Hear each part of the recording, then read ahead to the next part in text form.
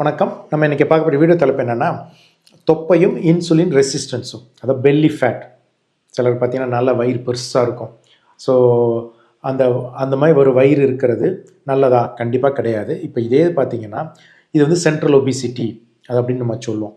இது வந்து வேறு இடத்துல ஒரு வெயிட் போட்டிருக்கு அப்படின்னு வச்சுக்கோங்க.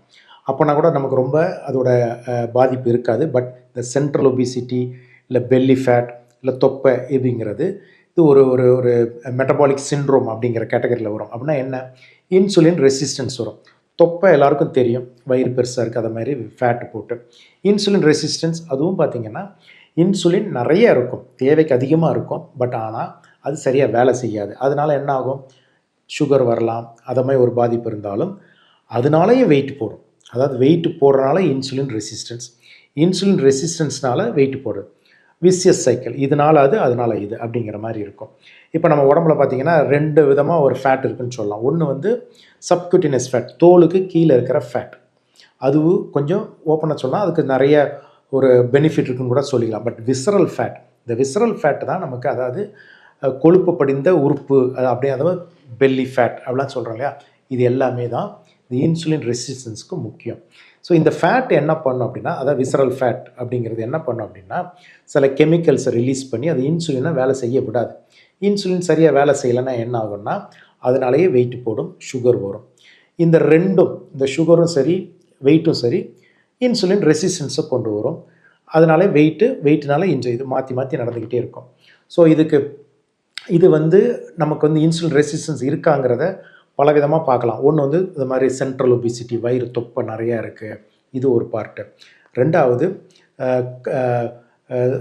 கழுத்தை சுற்றி இல்லை வந்து ஆக்சிலா கையில் இந்த இடத்துலாம் பார்த்தீங்கன்னா கருப்பாக வெல்வெட் மாதிரி பலன்னு கருப்பாக சிலருக்கு இருக்கும். இன்னர் தை, உள் தொடையில், இடுப்பில், கழுத்தில், அக்கிள் அப்படிங்கிற கையில் இங்கெல்லாம் வந்து கருப்பாக இதெல்லாம் இருக்கலாம் வந்து இன்சுலின் ரெசிஸ்டன்ஸ் அந்த ஃபார்மில் வரும்.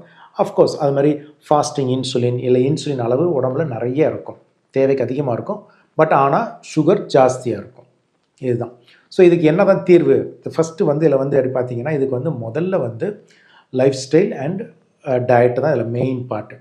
ஸோ டயட்டில் சாப்பாடுலன்னு எடுத்துக்கிட்டோம்னா, நம்ம முதல்ல வந்து கார்போஹைட்ரேட்ஸ், மாவுச்சத்து, சுகர் ஐட்டங்கள் இதை கம்ப்ளீட்டாக ஸ்டாப் பண்ணணும். அதுமாரி ஒரு ஃபாஸ்ட் ஃபுட் ஐட்டங்கள், பேக்கேஜ், அதாவது ரெடிமேட், இதை மாதிரி இதெல்லாம் பார்த்திங்கன்னா நிறைய சுகர் இருக்கும். இந்த நிறைய சுகர் இருக்கிறது நமக்கு ஃபேட்டை ஜாஸ்தியாக போடுறனால முதல்ல இதெல்லாம் அவாய்ட் பண்ணலாம். அடுத்தது ப்ரோட்டீன் நிறைய சாப்பிட்லாம், இது மெயின் பார்ட். அடுத்தது ரொம்ப இம்பார்ட்டன்ட் எக்ஸசைஸ்ங்கிறது ரொம்ப இம்பார்ட்டன்ட். ஏன்னா எக்ஸசைஸ் பண்ண தான் இந்த ஃபேட்டை நம்ம பேர்ன் பண்ண முடியும், இன்சுலின் ரெசிஸ்டன்ஸை குறைக்க முடியும். ஸோ இதனாலேயே உங்களுக்கு வந்து இதில் வந்து மசிலை நல்லா டோன் அப் பண்ணலாம். கோர் ஸ்ட்ரென்தனிங் எக்ஸசைஸ் இதெல்லாம் கொஞ்சம் நல்லாயிருக்கும்.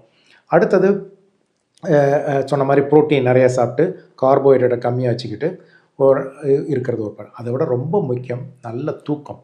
குறைஞ்சது கண்டினியூஸாக 7 hours ஆஃப் ஸ்லீப், குறைஞ்சது 7 மணி நேரம் நல்லா தூங்கணும். ஏன் அப்படி தூங்கினா தான் பாடியில் இருக்கிற ஸ்ட்ரெஸ் லெவல் கொஞ்சம் கார்டிசால் பார்த்தீங்கன்னா கம்ப்ளீட்லி அகெயின்ஸ்ட் இன்சுலின். கார்டிசால் வந்து ஒரு ஸ்டீராய்டு. இது என்ன பண்ணும்? கண்டிப்பாக வெயிட் போடும், சுகரை ஏற்றும், இன்சுலினை வேலை செய்ய வைக்காது. ஸோ நல்லா தூங்கும் பொழுது அந்த கார்டிசாலோட அளவும் குறையும். ஸோ இதனாலையும் உங்களுக்கு வந்து தொப்பை குறையும், இன்சுலின் ரெசிஸ்டன்ஸ் குறையும்.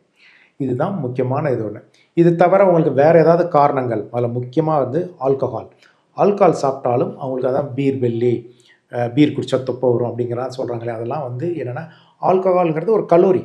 இப்போ கார்போஹைட்ரேட் சாப்பிட்டோம்னா அதை உடம்பு ஜீர்ணிச்சிடும். பட் ஆல்கஹாலை வந்து அதால் ஜீர்ணிச்சு எல்லாம் ஃபேட்டாக தான் மாற்றி உடம்புல தான் போடும்.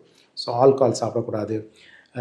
இது அடுத்தது பார்த்திங்கன்னா, இதை எப்படி ஒரு லைஃப் ஸ்டைலை மாற்றலாம் அப்படின்னா, முதல்ல சொல்லுது sweets in any form, carbohydrate, மாவுச்சத்து இதெல்லாம், அந்த பேக்கேஜ் ட்ரிங்க், ஃபாஸ்ட் ஃபுட் எல்லாம் கட் பண்ணணும். நம்பர் 1.